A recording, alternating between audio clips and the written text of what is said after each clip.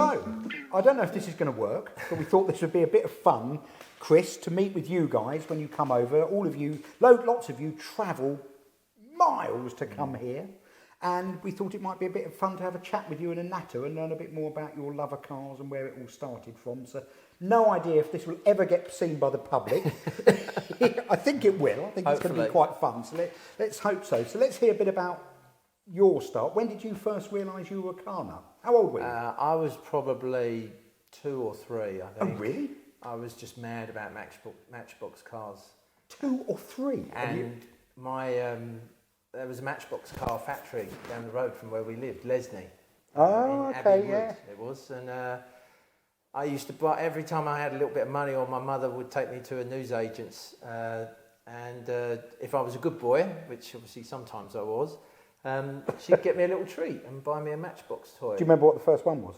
I don't, unfortunately, but I do remember having a dinky Mura, a red one. Oh, I bet that, yeah, lovely. And but yeah, it all really come from that. And I had 2 stashes. I had a stash of cars at my grandparents' and a stash of cars at my house. Yeah. And it was literally my parents, obviously from an age where I needed taken care of, but they knew if they got my box of cars out, I would just, and what I would do was play on the carpet and make up road circuits out of the patterns of the carpet. Did you have the Matchbox garage?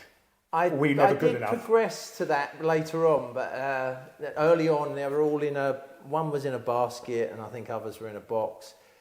And unfortunately, when I was 13, I sold the lot.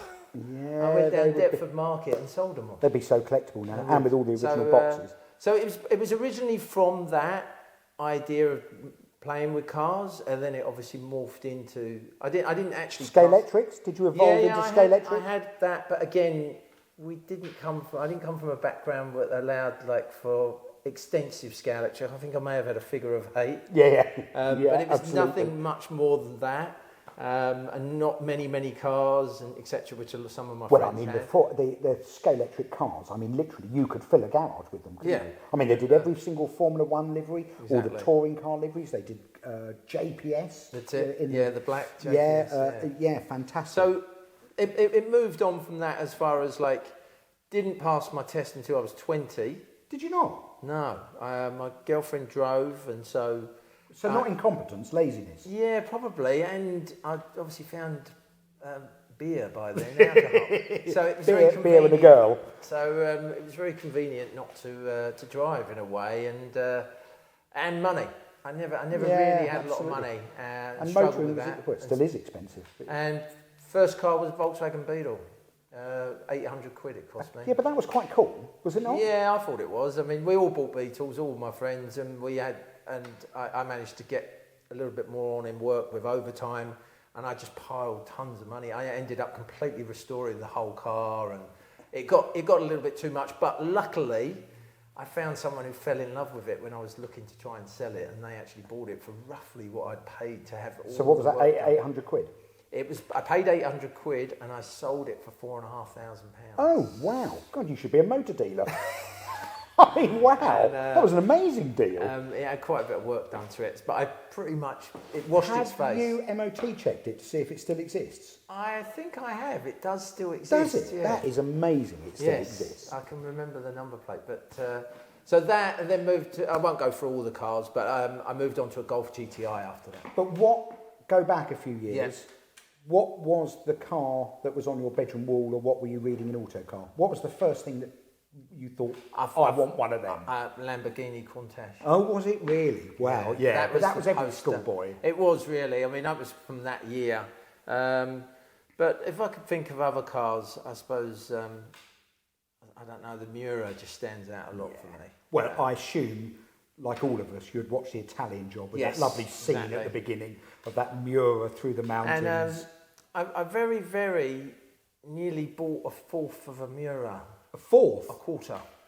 So when was that? That was in 2004. A friend of mine at the bank I was working at in Hong Kong said to me, I've got 2 other mates if you can join us, there's a Mura for sale in the UK at the moment. It was that lime green colour. I love that colour. And it was £400,000, and we were all going to Right, put in okay. 100 grand each because we all lived outside of the UK, and it was going to be a car that we could all use when you were here. When we were here. And, Hoping that would be at different times to save the argument. Yes. Why and did it got Why close. did it not happen? It got close to, not a transaction, but it got close to an agreement between us four. But I think it was just money again. Right, It wasn't going to get all four past of you getting it the together. accountants. Right, I know what you mean. And so Familiar story. Yeah, so that was that, and obviously that's a. There's still time, don't yeah, worry. yeah, Still you're time. right, you're right. So the Beetle, what came next? Golf GTI, What? Mark II, Mark II. 8 valve, the first one. Because that was a step up from a Beetle, wasn't it? It was, and I mean, that was from a Beetle when into an 8 valve. that was when I found speed, and thought I like this. You know, driving back late at night from seeing the girlfriend 2 o'clock in the morning. Obviously, no speed cameras then, and it was a 8 mile or 6. So 3 how mile. old were you? I'm probably about 20 now, 21. And did it survive? It Did survived, this yeah, I didn't crash it. young I just had one knock, one small scrape on a roundabout with someone. But yeah, it survived. So was it Sold new? that. It wasn't no, I bought it second hand. I'd never owned new cars until I was a lot older. I couldn't afford them. Well, let someone else have the depreciation Yes, anyway. exactly. But I mean, that was quite a car for a 21-year-old. Yeah. I mean, with only 1 year's driving experience. Yeah. I mean, I probably eight may have had valve- the Beetle a couple of years. Maybe I was 22, 23 by then. But But I even owned so, both an of them together. 8-valve GTI. Yeah, it was. it felt like was a a hot rocket hatch. ship. It was fast. And how long did you have that? Probably had that about 4 or 5 years. And then what came? Then came, I just fell in love with them. I was working at a company where everybody had a company car, and one day a couple of guys were going away on a break, and they threw me their keys and said, you can have the car, because it was a company car. They went, you can have the car for the week. I'm going away.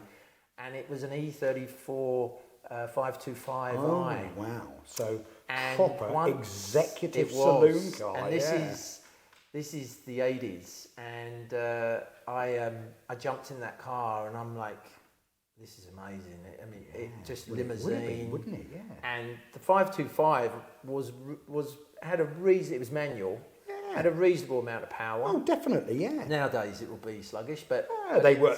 I mean, I used to, back 20, 30 years, 25 years ago, we were servicing loads of them. I mean, they were the executive sort of Yeah, it was the middle 525. management saloon car, weren't they? It was like the Polar Silver. I know that's a Porsche colour, but it was the light silver colour. And I just fell in love with the car. Absolutely fell in love with it. Obviously, I had to give it back, but then it just put a seed in my head saying, I've got to get one of these cars. So I remember. I actually remember a chum of mine's dad worked for NatWest, 1988, and got an E34. I think it was a 520. As his company car at NatWest. And I remember standing there thinking, wow. And I remember being driven around in it by my mate's dad and I thinking... think when they were brand new as well, they were a little bit different to what they are now. But went in that and decided I've got to get one of these. And so, because I was on a real budget, I found it done a fair amount of mileage. I'm not sure what, but it was in super condition. It was the burgundy wine colour, with the beige cloth interior, manual, 520, which was grossly underpowered, right? And the 520 you always knew by the single exhaust pipe. That was the one. You did. But it was debadged, my one. But that 6-cylinder was beautifully exactly. It was smooth. Once you got it up and running. Yeah. But the good thing with the manual was you could do that. You could actually get the rev range going, whereas the auto I found was very sluggish. Yeah. But that said, you say it was sluggish. I mean, if you would back to back that then with equivalent a British Yes, Ford Vauxhall executive Yes, 2-litre saloon car. probably be I similar. mean, the E34 would have left it for dead. Yeah. And in build quality and refinement, it would It be was a just different such a ballgame. Solid. chunky car, and it felt so unsafe, etc. And in a way, it was probably a little bit beyond my years. In a way, I was quite a young man then, driving this older type car. executive Yeah, saloon, I loved it. Pipe. And and it. So yeah, moved on from that. We then bought my first brand new car, which was an Audi Avant A4 2.8 litre Quattro. So that was nice, quite powerful, that. Yeah, and a great period for Audi as well, actually. They were stealing a bit of a march on BMW in their I just wanted to showroom lineup and their engineering. And I quite liked it. It was the event, so it was a bit different. But then only owned that for 6 months. Well, we know you're a sucker for a fast estate car. I am. Yeah, I am as well, actually. Always have been. Right back to having a C2 2.7 Alpina Touring. Years ago, I loved fast estate cars. Just the look as well, and the practicality. I think it's the surprise to other people as well at this estate car roaring off. It's a bit of the stealth kind of. So when did you end up in Hong Kong? So that was when I went to Hong Kong after that car. As in, I owned that for 6 months, and then that was '97. I went to Hong Kong. Right. Okay. And then I owned numerous cars there. I did own a 993 Porsche in Hong Kong. Which 993? C2, right, but it was Tiptronic. All the manuals have gone out of Hong Kong. They're all exported, so it was only. They all ended up back here, didn't they? Yes. So, but that was fine. But it wasn't driven that much, as in because obviously the mileage. But and then had a few other different cars, etc. And really was eager to get something in the UK for when I come over. Well, hold on. Tell us a bit about driving in Hong Kong, because we don't know anything about that. Because yeah. my vision of Hong Kong is mega population density, yes, built up. You know, there's a few good roads. There's one road that the British made that goes into China, which goes over a peak. I think it's called Route Twist. Anyone from Hong Kong will know it. It's quite heavily regulated now, but it used to be the driver's road early in the morning. There'd be bikes going up and down. Where's that go? That goes to? That goes in the new territories, up over, and then if you carry on, you get to the border of China, of Guangzhou. So you can have a bit of hooliganism. You can a little up there. Brilliant. There's a few routes. There's a big car culture. I think now it's changed a lot because of the authorities are very strict there now, extremely strict. Right. But back then, it wasn't so bad, and. Yeah, it was like a fun go-kart, the 993, because it's so small, it fits on their roads quite well. There's a lot of mountain-type peak roads. Well, again, we didn't realise how small they were. It's only now, with the benefit of hindsight. I mean, it was a 911, wasn't it? It was. It's only with the benefit of hindsight now that you realise just, when you look at a brand new 911 today, you realise how compact and small they were. So I used to use it, go to the driving range, and I did have another car. It wasn't our single car. We had a Volvo wagon, XC90, and that was the family car. But driving in Hong Kong was quite interesting, really, because Hong Kong's very regimented as far as driving is concerned. They've got the UK system as far as the highway code, pretty much, because it was really taken over. Course, so the double lines, etc. So there's lots of roads that go multi-lane, and you come in and there's turns off, but everything's got a system. Solid white line. And there's solid and double white lines, and there's lots of police on bikes. And if you do cut corners, you will get caught. Oh, really? And the penalties are reasonable. I mean, you get a fine, etc. But what I mean is it actually does keep everybody in line. And I quite like that. So people drive. They can drive standard time. Yeah, actively, or aggressively, but when you've got lots of traffic coming into a small area, it's pretty good because everybody's organised, But the problem is if you don't know the road. Right. Okay. So you need to be in the right lane at the right time. So I would get in a serious pickle. There's lots of run-offs and places where you can't, once you've missed your turn in, there's not like here where you double back or do a U-turn. Yeah. You've got to find a whole new route. You've got to go the whole route, and right, okay. But it's not. Doesn't sound like it's textbook car enthusiast. It isn't, unfortunately. I mean, and the problem there is you need another number plate to go over into China to have a blast. Oh, is that how it works? Like in Singapore, which I know we'll move on to, but like in Singapore, you can drive into Malaysia on a Singapore number plate and go for your life. You can't in Hong Kong, you can't drive a Hong Kong car that's just registered in Hong Kong into the across the Chinese border. So you have to apply? Well, no, you do if you've got a company. You have to own a company, it has to have 2 number plates on the car. The only one thing they have relaxed is with the new bridge that goes to Macau. Yeah. Some Hong Kong cars and some Macau cars have got access. Right. But there's only so many of those. One of my friends has got one of those. And he lives in Macau and drives to Hong Kong to do a bit of shopping on a Saturday morning, which, when I lived there, is a bizarre concept because it was only a ferry or helicopter. that Right, connected okay, it. yeah. And now there's a road that connects Macau to Yeah, Hong of Kong. course, yeah, So, absolutely, yeah, big change, yeah. So yeah, So went what- to Hong Kong, and then And when the move? when was the move? 97. I went to Hong Kong. 97. So, Yeah. so what came next then, car-wise? And where? Still, In Hong Kong, I had a couple of a E500 W124 right, Mercedes. love an E500. I had that actually in the UK. That was in 2005. Why on earth did you not keep the E500? Such a cool car. It was just I didn't do it properly in a way. I didn't have it kept in a storage facility. I had it around a friend's garage who he wasn't using. I gave him some money to help out, fix the garage up, and then he kept it there. And it wasn't practical. And I was flying in from Hong Kong, picking up this W124 with big V8, firing it up, and expecting to drive to Italy in it. And if it had been sitting in my friend's garage, as you know, with cars when they're left sat, and I always asked them to take it out, take it for a run. Exercise it They were once like, every couple of weeks. oh, we've never had enough time to do it, or I never got round to it. And you know, it's left-hand drive, it's a bit awkward. So you'd get there, probably seize brake some caliper. Cobwebs off the car. Right. I mean, I was in Italy once, the whole inner wing connects under the car. And the whole thing came out under the wheel, caught it. And the whole thing then ripped out with the wheel. So the whole practicalities of car ownership here weren't working. But I do love an E500. Yeah. Just the weirdness of that Mercedes Porsche front amalgamation. They went back from factory to factory. Yeah. I mean, it would never happen today, would it? No. Never happen. So I owned one of those. I did have the Lady Diana W. I forget the number, but the S-Class Mercedes. Oh, right, yeah.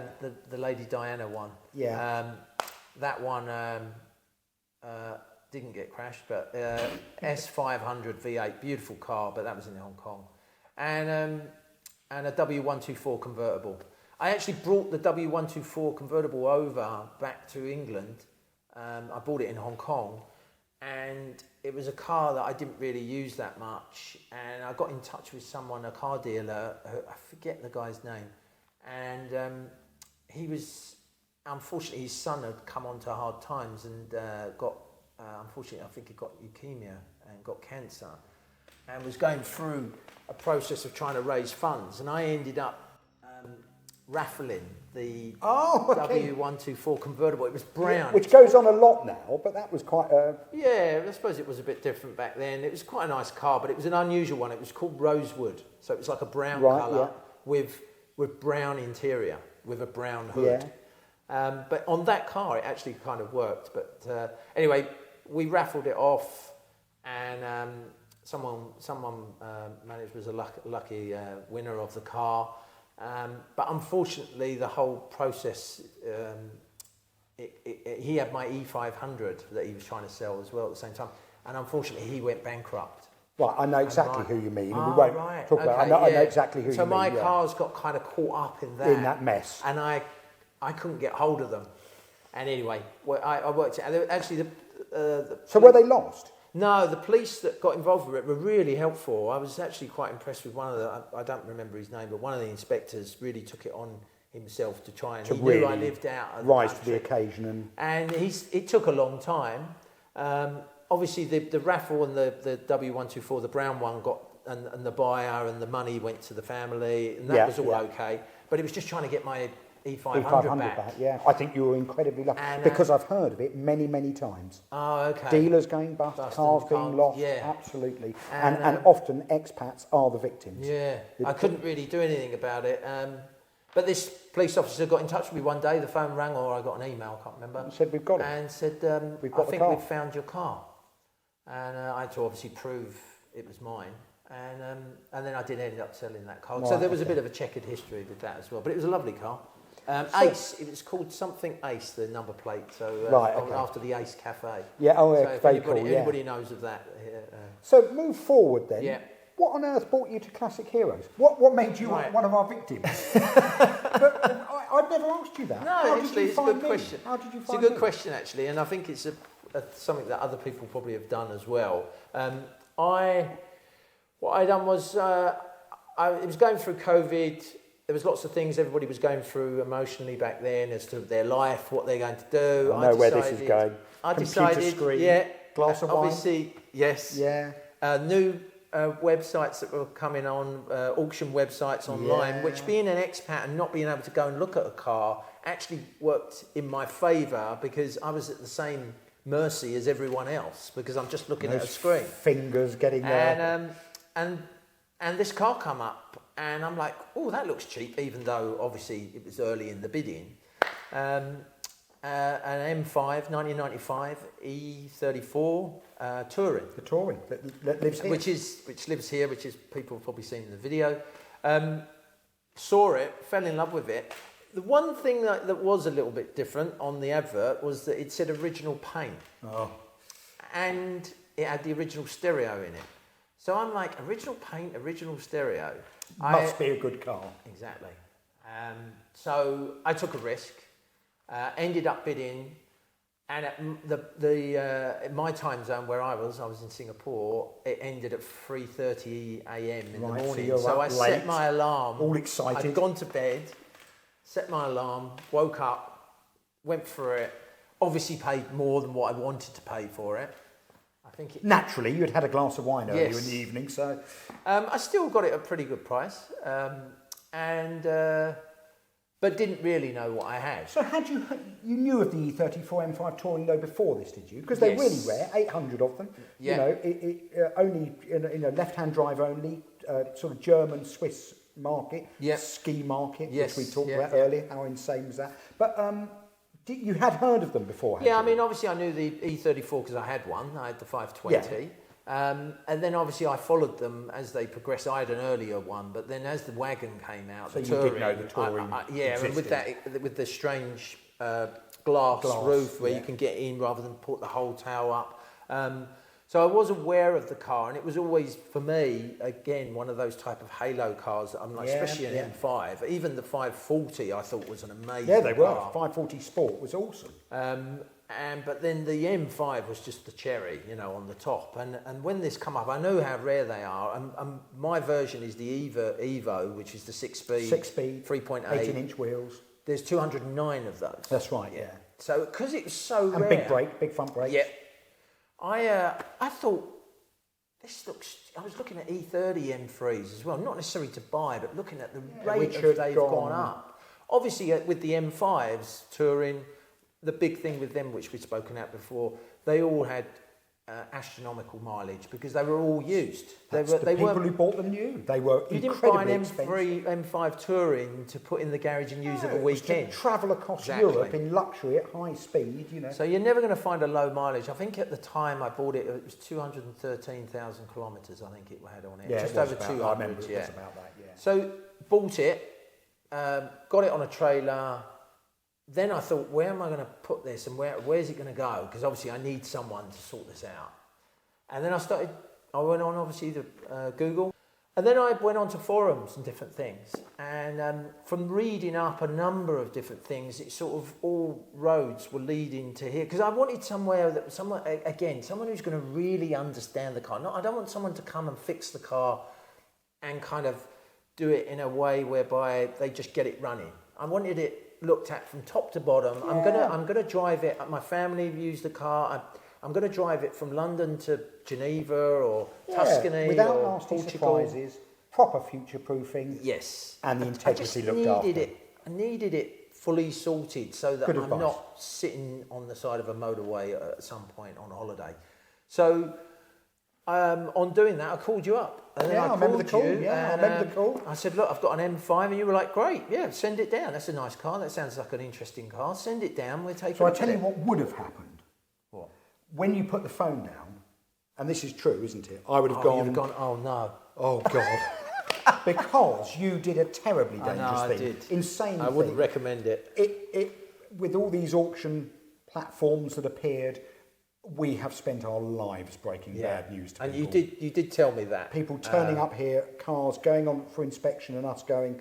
And unfortunately, some of those auction platforms, as you well know, have become the go-to to get rid of problem cars. And I agree with you. I think you definitely have to second guess. The thing that kind of attracted me to this car was the rarity, meaning it wasn't as if I could turn around and go elsewhere. And find there another wasn't 10 available to pick and choose from. And I did take a bit of a risk with it. As you said, the E34s are massively prone to rust. Absolutely terrible seal corrosion. Absolutely. And you said once they lose the integrity of the car, it's very difficult to get it back to how it Well, a restored should be. car is never the same as an original car. It doesn't matter how well, I don't care what anybody says, it doesn't matter how good the restoration is, a restored car is never quite the same. So, but I think also the price you paid, mentally you had built in a safety net there, hadn't you, that you felt comfortable with. So you weren't deluded. I don't think you thought that this thing was going to be delivered down to us and I'd be on the phone saying, it's absolute perfection. So I don't think you were deluded. Yeah, I definitely had a big percentage of the value of the car thinking I need to spend again, which I did, obviously. I did spend a lot. Pretty much but what the value built is the most... Pretty much the value of the car I've spent again, what I bought on the site. But again, we've been through that and how it's not an investment, but at the same time, I don't think it's worth putting the money into. And that includes the engine rebuild that when we took the engine out and went through the engine? The recent rebuild, no. So I'd say we're just over half now. Right, okay. Yeah, so the recent rebuild, which... But even with all that expense post, I mean, what could you buy that is... So obviously these people listening don't realise what you've done with the car. I mean, it's been all over Europe, been on skiing holidays, down to Italy, Switzerland, where's it been? Portugal. I went to Portugal, I forgot last year. Portugal. We actually took the ferry and went to Bilbao and then drove down to Portugal. How many kilometres have you done since? I think we've just clocked up 220, so we've done about 7,000 kilometres in it. So really, there's 3 not years, many. 3 trips. Over 3 years. What modern classics can you buy that give you that unbelievable level of usability? High. I mean, it's been around the Nürburgring, driven by who drove it around the Nürburgring? Misha drove it around the Nürburgring. And I saw some of the footage. I mean, it wasn't being driven gingerly. And then all the suitcases went back on it, and the holiday continued. I mean, what an amazing. It's pretty special for the car. Yeah, I mean, and we were just driving through France this morning. We were just driving back from a trip, and it really does go. It's an incredible car with the manual linkage. People that drive these M5s will know, but people that haven't, they've got to drive one because the manual linkage on the accelerator is really interesting because it kind of has different stages. And you think you've got to the bottom of the accelerator. I remember you saying this before. Fast. And once you push through that, it literally comes alive once it gets to around about 4,000, 5,000, 6,000. There's a speedo cable, a throttle cable. Yes. No fibre wire there. And it really gives it a personality, the car, extreme personality. I know what it's done, and we'll introduce Gavin in a minute. Your son, he can come and say hello, and I know what pleasure it's given all of you on all and these it's such a great cruiser on the highway, on the motorway. Incredible levels of usability. It's so comfortable. It's a great car. Now, after that, we did manage to lead you astray a bit more, didn't we? You did. Well, actually, you don't need a lot of leading astray. I don't. You're quite childish, I have to say. Maybe I help a little bit, but what came next? I can't remember. It was the Alfa Romeo. Oh, well, I was not party to that. No. So that was Love them that I do. Another huge risk. Even though I've told you, it was, but there was plenty of photos of the restoration. And a margin. Yeah, and a margin. And I spoke to, after I bought it, obviously, but I spoke to the owner, and I was quite confident after speaking to him that he'd been involved with the cars quite a lot. And I was reasonably confident about that car. So this is a red 2-litre GTV 105. Yes. Late one. 73. Yeah. And with a few tweaks, Alfaholics, bits and bobs done to it. Nothing really much to the engine. It's had, I think, suspension, carburettor, but the suspension, it's the new suspension, stainless exhaust, and it's got the Alfaholics wheels and tyres on it. Just looks, it's very stock, but it's just had a few tweaks. I think they're wonderfully cool. I think they're beautiful to drive. Fun enough, driving yours, when I drive it, very bizarre this, I feel a bit of E30 M3 DNA. Okay. You know, so German, Really? I know. And I'll tell you what it is, it's the balance of it. Right, It's that okay. little 4-cylinder engine, sort of not too far forward, and it's beautifully balanced. And also the glass. So you sit in it and the glass all around glass you. And I comes, sort of yeah. felt, yeah, this has got a bit of E30 30, M3 yeah. DNA. And probably some people would disagree with me on that, but I think if you drove one, you'd go, oh yeah, you'd see I think it. that's another car that if you do get the opportunity to drive it, I was amazed when I got in it how much fun you could have at low speed. Like meaning, like you Absolutely. And I think there's really a lot about these cars now because of what's gone on in the world, as in like with speed limits and people. Speed limits, disapproval of the motorists. Yes. I think these classics give so much pleasure. And it's the vibration, the noise, the air intake into the carburettor. I think it just seems to add something to the feeling of speed, and yet it has nothing to do with speed. When you're doing 60 in that, it feels like you're doing 80. Yeah. And that to me is exactly what you want. And for me, I prefer those cars. I find these really, really fast cars on UK roads now. I don't understand the point of them. I mean, driving a Boxster GTS the other day that does 85 in second gear. Yes. Exactly. Where's the pleasure? You jump in the Alfa, and by the time you've hit 60, you've gone, first, second, third, walk back down. I mean, obviously it's not involved. It's not a daily driver car. It is a car that you would use over a weekend. But what I'm saying is, and I do understand because we will be moving on to another car that's very fast, which criticises that or contradicts that. But what I was going to say is that totally. the Alfa's just something that you can have a real lot of fun, and there's plenty of thumbs up, and it gets a lot of reaction from people. It does. People do react to that car. Actually, we've had a real pleasure being involved with it in the workshop. It's been lovely looking after it. It's something different for us, and it's just been really, really good fun. And I remember Marcus. I mean, he completely fell in love with it, didn't he? So very cool car. But then we went another step. Oh no, I did lead you astray this time a bit, did I? You did. Did I? Did I get Salesman of the Week award for yeah, 840 CI Sport, but actually a very special car. Yeah. I met the first owner. Right. So I actually bought that car full stock from the first owner, who I think was in South Africa, lived in South Africa. Yes, that was it. So and he only never drove saw it. winter. Yeah, he only drove it in the summer. What was the mileage of the 840 when? I bought it with, I think it's got. It was very low, I know that. Yeah, 38,000 has it got? Yeah, or 40, low 40s? Yeah, yeah, I know it was one owner and incredibly low mileage. Yeah. And the reason why I bought that is that I personally think they're only going to be this price for so long. I think 840s and 850s have. But I think another one, they suffered from rust, and some of them did do quite a lot of mileage. Victim of their own success, they got driven and driven and driven. Because they were so expensive when they were brand new, right? They were, astronomical, cost of a 993, I think they were at the time. So I just think that they're a car that is going to do well in the future. But at the same time, I really do like the idea of a pop-up. We all a sucker for a pop-up headlights, and also a stonking GT car. I mean, actually, I've bonded with them and grown to love them so much more over the last 2 or 3 or 4 years. They're not something I grew up with. No, it wasn't my car. Cars reading about an auto car. The M635, so the GT from BMW before that was what I grew up with. And actually, there was a bit of a nasty stigma around the build quality of early 850i's in the very, very early 90s, and the problems they suffered from and such like. But an 840 4.4 CI Sport like yours, right at the end, was just... And I'm going to upset a few people now. I'm sitting next to Ferrari's GT car here of the same generation, and back to back those two cars. And if I asked you, drive that to the south of France this afternoon or the 840 CI, forget the prancing horse on the bonnet and the flair of that. I know if it's purely the drive, you'd take the 840. Right. Stonking GT It's car. a great GT car. It really is comfortable. Real style as well. It really is a special car for like long distances. It's very comfortable. Yeah, mega. So, the final one, which I know is a bit of a big thing. It's a huge thing. A 911 car. A 911 was, as a kid, it was on your radar, wasn't it? Yeah, definitely. So this is a GT3 997 RS, and how did we get there?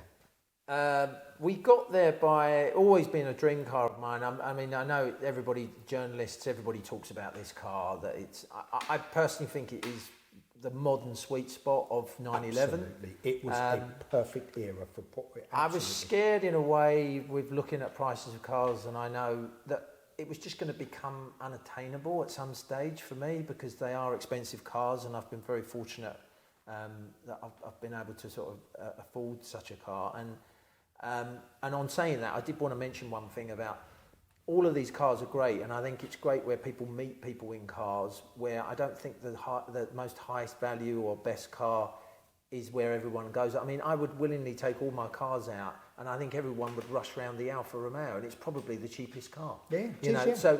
So I think there's a big thing for and getting out of clubs and that are just one make. I quite like the eclectic group of car mates, I that get type that, of thing. absolutely, I think that's becoming a lot bigger now. But getting back to the 997, I got to a point where I had a slight change in my circumstances where I was deciding I was going to come to Europe a bit more. I'd gone to the track, to the Nürburgring, obviously driven little taste of circuit driving, with my nephew Louis.